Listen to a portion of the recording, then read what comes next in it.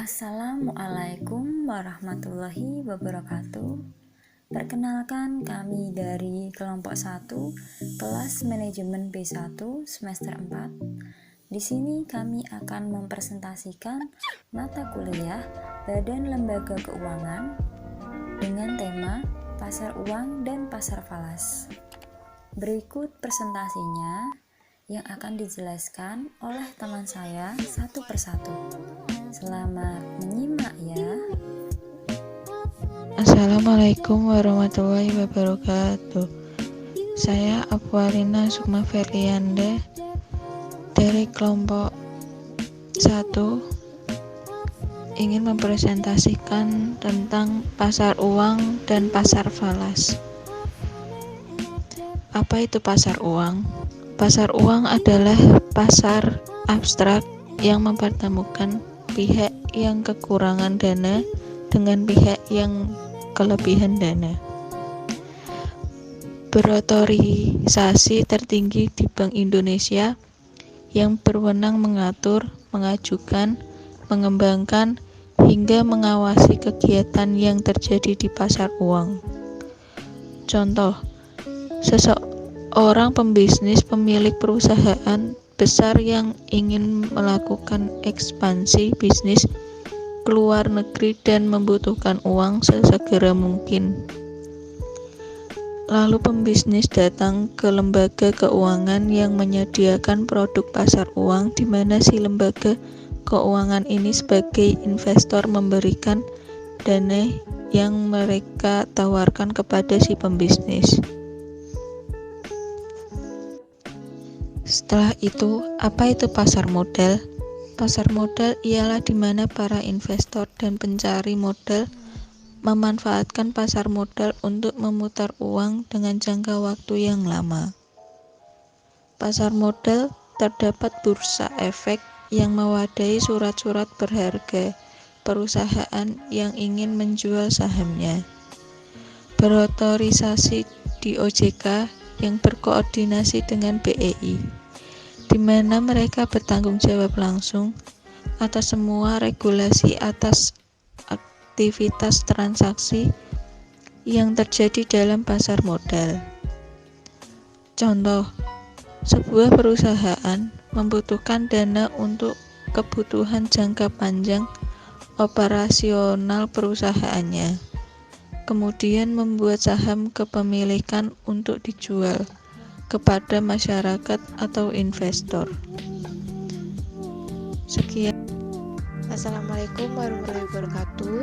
Saya Nabila Isaronita Syafroni dengan NIM 1910111009. Di sini saya akan melanjutkan presentasi yang tadi sudah dijelaskan oleh teman saya. Saya akan menjelaskan tentang perbedaan pasar uang dan pasar modal. Yang pertama, pasar uang. Jangka waktunya relatif pendek, kurang lebih 1 tahun. Instrumen yang diperjualbelikan yaitu surat berharga jangka pendek seperti sertifikat Bank Indonesia, surat berharga pasar uang, sertifikat deposito, banker accepted, commercial paper, interbank call money, dan promissory notes. Tempat abstrak, tidak ditentukan sesuai dengan perjanjian investor dan kreditor. Tujuannya untuk memenuhi kebutuhan modal jangka pendek dan mencari keuntungan semata. Lalu, pasar modal. Jangka waktunya pendek. Instrumen yang diperjualbelikan yaitu surat-surat berharga jangka panjang seperti saham, obligasi, dan reksadana. Tempat, bursa efek. Tujuannya yaitu investasi, ekspansi perusahaan, keuntungan, dan penguasaan perusahaan. Tujuan pasar uang dilihat dari pihak yang membutuhkan dana. Yang pertama, memenuhi kebutuhan jangka pendek seperti membayar hutang yang segera akan jatuh tempo. Kedua, memenuhi kebutuhan likuiditas karena kekurangan uang kas. Yang ketiga, memenuhi kebutuhan modal kerja yaitu membayar biaya-biaya, upah karyawan, pembelian bahan, dan kebutuhan modal kerja. Yang keempat, sedang mengalami kalah clearing. Assalamualaikum warahmatullahi wabarakatuh. Perkenalkan, nama saya Raisa Pujianti dengan link 1910101115. Di sini saya akan melanjutkan presentasi dari teman saya sebelumnya. Tujuan pasar uang dilihat dari aspek pihak yang menanamkan dana. 1. Untuk memperoleh penghasilan dengan tingkat suku bunga tertentu. Kedua, membantu pihak-pihak yang benar-benar mengalami kesulitan keuangan. Dan yang ketiga, spekulasi dengan harapan memperoleh keuntungan besar dalam waktu yang relatif singkat dalam kondisi ekonomi tertentu. Selanjutnya, pasar valuta asing. Pasar valuta asing atau foreign exchange market yaitu pertukaran atau konversi mata uang suatu negara dengan negara lain.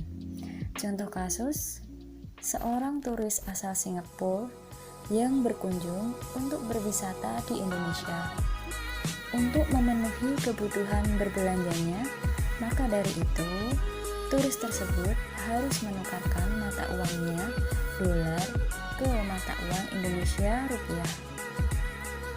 Turis tersebut menukarkan uang sebanyak 100 dolar Singapura untuk ditukarkan ke mata uang rupiah menjadi sebanyak 1.667.560,82 rupiah.